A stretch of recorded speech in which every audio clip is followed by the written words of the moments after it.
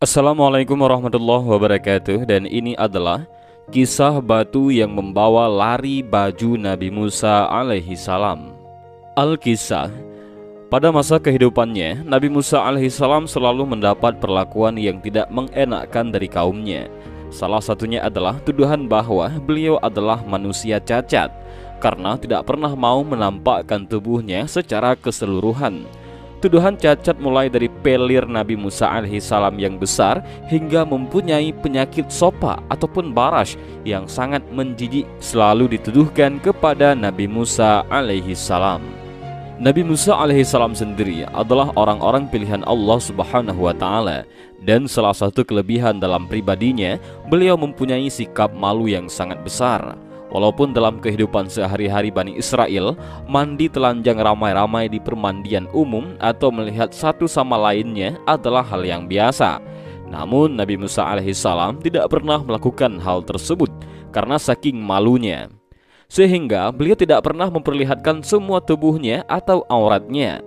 Beliau lebih sering mandi sendirian, yang mengakibatkan tuduhan aneh-aneh dari Bani Israel. Bani Israel membuat tuduhan-tuduhan jahat supaya ajaran yang dibawa oleh Musa alaihissalam tidak diikuti orang. Sebab orang-orang dari kalangan Bani Israel tidak akan mungkin mau mengikuti ajaran orang yang mempunyai cacat, tidak mau menampakkan tubuhnya. Padahal hal tersebut adalah hal yang umum dan biasa. Sebagaimana dijelaskan oleh Imam Bukhari dalam kitabnya Sahih Bukhari, Kitab Ahadisil Anbiya dan Kitabul Ghusli, bahwasanya Nabi Musa alaihissalam adalah sosok laki-laki pemalu dan menutup diri. Kulitnya bahkan tidak pernah terlihat sedikit pun karena rasa malu yang dipunyainya. Akan tetapi orang-orang dari kalangan Bani Israel terdapat orang-orang yang selalu menyakitinya. Hingga suatu ketika Nabi Musa alaihissalam mandi sendirian dan meletakkan semua pakaiannya di atas batu. Tapi kemudian batu itu berlari membawa bajunya. Kejadian tiba-tiba ini sontak mengagetkan Nabi Musa alaihissalam. Maka dia berlari mengejar batu sambil memanggilnya, "Bajuku wahai batu, bajuku wahai batu." Batu itu membawa pergi pakaian Musa alaihissalam. Sebuah pemandangan yang unik.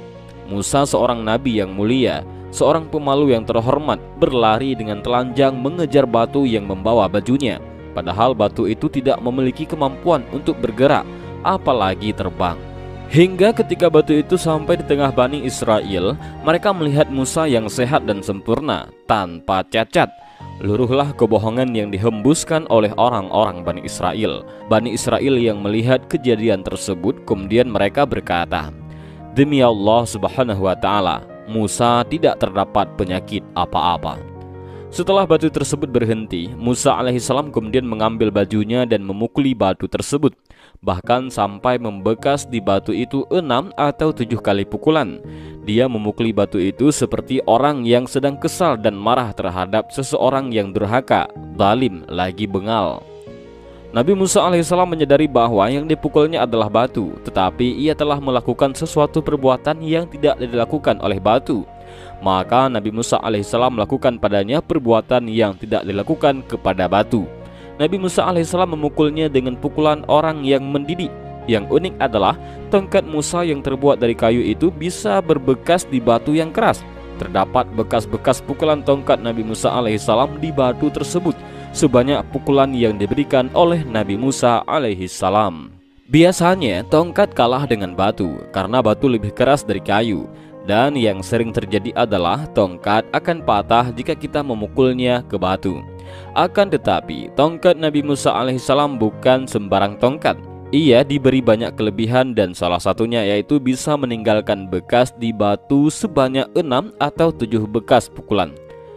Allah Subhanahu wa ta'ala selalu menampakkan kekuasaannya untuk menghindarkan tuduhan busuk seperti yang dilakukan Bani Israel, karena bisa mengurangi kepercayaan pada orang yang diangkat oleh Allah Subhanahu wa ta'ala sebagai rasul. Seorang rasul di mata manusia haruslah tampil sebagai contoh sempurna, sehingga Allah Subhanahu wa ta'ala berkehendak untuk membebaskannya dari segala tuduhan yang dialamatkan kepadanya. Para nabi dan rasul saja tidak lepas dari ujian berupa gangguan orang-orang bodoh, terlebih orang-orang salih biasa, sehingga dibutuhkan kesabaran untuk menghadapinya. Allah membebaskan Musa dari tuduhan orang-orang bodoh dengan cara yang menyakiti Musa. Namun cara ini mujarab, prasangka dan tuduhan syubhat pun lenyap. Dan Allah pemilik hikmah yang mendalam dan keputusan yang tidak mungkin tertolak. Para nabi adalah orang-orang yang sempurna ciptaan dan akhlaknya, karena Allah Subhanahu wa Ta'ala memilih orang-orang terbaik dan terpilih untuk memikul risalahnya dan menunaikan amanahnya. Orang-orang terhormat dan pintar dalam kondisi terkejut bisa melakukan sesuatu di mana mereka melupakan kehormatan dan kepintarannya, seperti Musa alaihissalam yang berlari di belakang batu dengan telanjang dan memukul batu untuk mendidiknya. Namun hal tersebut adalah salah satu bukti kekuasaan Allah Subhanahu wa Ta'ala yang ditunjukkan kepada mereka yang meragukan utusan-utusannya. Kisah ini yaitu kisah batu yang membawa lari baju Nabi Musa alaihissalam diceritakan dalam hadis Rasulullah SAW dari Abu Hurairah radhiyallahu an. Rasulullah SAW bersabda, dahulu Bani Israel biasa mandi dalam keadaan telanjang sehingga mereka pun bisa melihat aurat temannya satu sama lain. Adapun Musa alaihissalam mandi dalam keadaan sendiri, maka mereka pun berkomentar, demi Allah tidak ada yang mencegah Musa untuk mandi bersama-sama dengan kita, melainkan pasti karena kemaluannya bengkak atau mengidap kelainan. Nabi mengisahkan, maka suatu saat Musa berangkat untuk mandi, lalu dia letakkan pakaiannya di atas sebongkah batu. Tiba-tiba batu itu berlari membawa pergi bajunya. Nabi bersabda, maka Musa pun mengejar larinya batu itu seraya berteriak, hai batu, kembalikan pakaianku, hai batu, kembalikan pakaianku. Sampai akhirnya Bani Israel bisa melihat aurat Musa, kemudian mereka berkomentar, demi Allah ternyata tidak ada kelainan apa-apa pada diri Musa. Maka berhentilah batu itu sampai orang-orang memandanginya. Nabi bersabda, kemudian Musa pun mengambil pakaiannya dan mendaratkan pukulan tongkatnya kepada batu tersebut. Abu Hurairah radhiyallahu an berkata, demi Allah di atas batu itu terdapat 6 atau 7 bekas pukulan tongkat Musa alaihissalam. Hadis riwayat Bukhari dan Muslim.